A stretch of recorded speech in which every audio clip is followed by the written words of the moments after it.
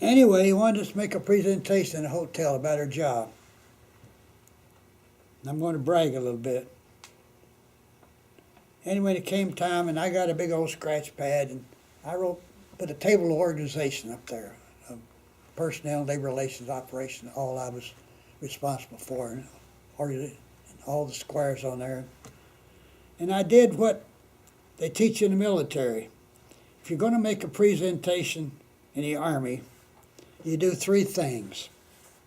The first thing you do, you tell the people what you're going to tell them. And then you tell them what you want to tell them. Then you finish, you tell them what you told them. Anyway, that's what I did in my presentation before the company, the new president of the company.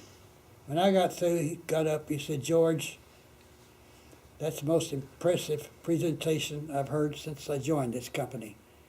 And he made me a vice president of the company.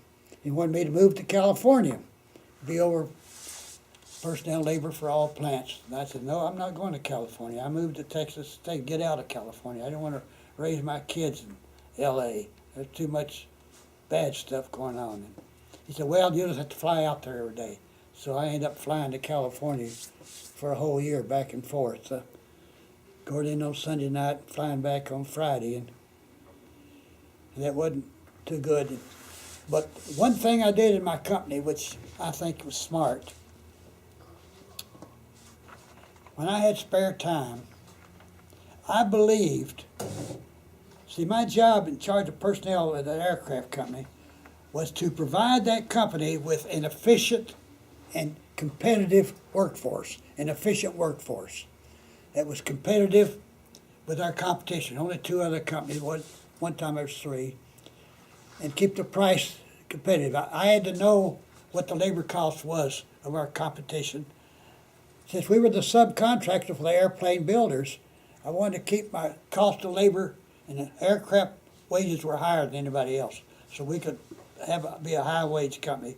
But I kept them 5 to 8% below the wages for the similar jobs in the aircraft that we were the subcontractor for, so they wouldn't get the wages up to theirs. I mean, our union had the same union the aircraft company had. They were always trying to get my wages up to the people we were working for, but I kept it below it all the way. Our people had made good money and good benefits, but I provided that company with an efficient workforce. But I decided when I had spare time, I would interview people in the company looking for untapped talent, looking for skills that we could promote people into, looking for people that were capable of higher level jobs, so that when I need one, I'd take the people inside first. And one time, a young clerk came to be interviewed. She said she wanted to be interviewed. And she sat down and she said, "Mr. Phillips, someday I'd like to work in production control." I forgot where she worked, but she said, "I'd like to work in production control. These are people control everything going through the plant, the flow of the work." And I said, "Well, why don't you go over and see Jay Dennis? He's the manager, and tell him you like." "Oh, I couldn't do that. I couldn't go out and say that." I said, "Look, you just practice in front of a mirror and what you're going to say, and he'd be tickled to death to know you'd like to work for him." Because some people get jobs by just going in and asking the boss for a job in your department if you ever have an opening. A few months later, she called me and said, "Hey, Mr. Phillips, I did what you said. Next Monday, I'm going to work in production control." She was so happy. But it's okay to ask for a job. I've seen people get jobs that I'd never put into that job, you know. But part of my job in personnel under a union contract was the layoff of people. When the business went down and we had too many people, under a union contract, you lay off the less senior people in there the short time. So I'd stay half the night in the plant, calling people in to tell them, and to tell them where they can bump into lower paid jobs. Anybody? Oh, I can't see you over there. Y'all got any more questions? Did you learn any life lessons from the military? You learn life, medicine, life lessons everywhere. I'll tell you this, I look forward every Sunday morning for being in church. I'm a Christian man, and I believe in doing good every chance you get. Thank you. Doing to others. You do what the Bible says. I know Bill O'Reilly wrote a book.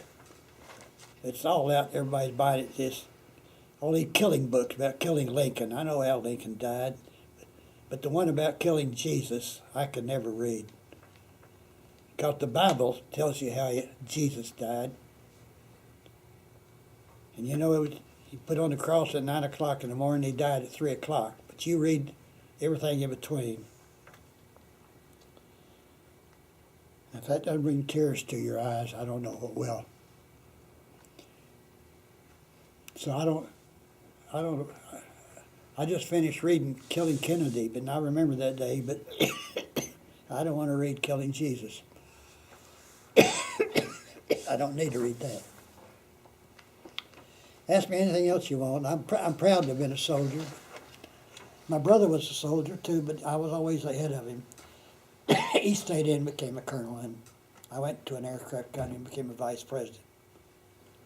Well, I'm just so proud of he ended up running a real estate company in Albuquerque, and he had 50 people working for him selling real estate. He was good at what he did.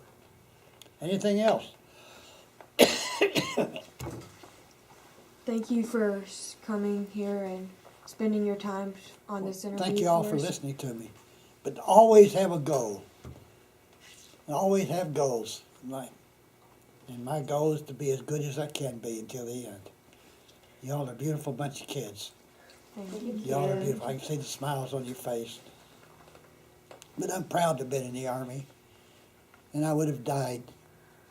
I would have died. I thought it'd be a good way to die, but I didn't get to do that. But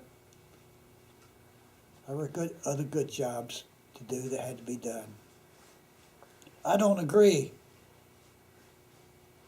with women in combat in the Army. I mean, it's causing all kinds of trouble. You mixing women in with combat troops, and they're having a lot of trouble with that. There's a lot of problems. If women want to be in combat, I would say have a division of women. All of them are women. If they want to be an armored division, put them, or regiment, have women in all the jobs. If they want to go into combat as a infantry regiment, let them go in as infantry. But not next to men. I mean, men are going. Men are going to be men. Girls know that already. And it causes problems. I used to write a lot of letters to my congressman. I don't write that many anymore. When I moved, I threw it. I have a letter from Lyndon Johnson. I have a letter signed by Obama. It wasn't signed by. You want to know what it was about? It was about this medical business. I got a letter from the Secretary of Health a year and a half ago. It said, if you like what you got, you can keep it.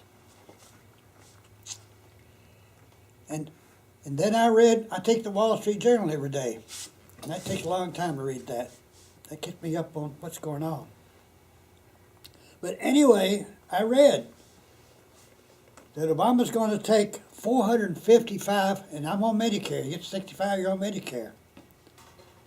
And I got a drug plan in Medicare too, which I pay. But I paid for my Medicare through payroll deduction. And I think that's what it ought to be now, instead of what he's doing. I think when somebody goes to work, it'll be like Social Security. You deduct something out to pay for the premium, just like you do on Social Security. Not what they're doing now. But that's the way I would do it. I forgot where I was going. Oh, about the Obama letter. Anyway, the Wall Street Journal said they're going to take $455 billion out of Medicare to insure 30 million that they don't have any coverage. 455. What do you think about this? I'm on Medicare. I've been treated by a doctor ever since I came here in 91. And I give him credit for me making 93. So I said, well, if they're gonna take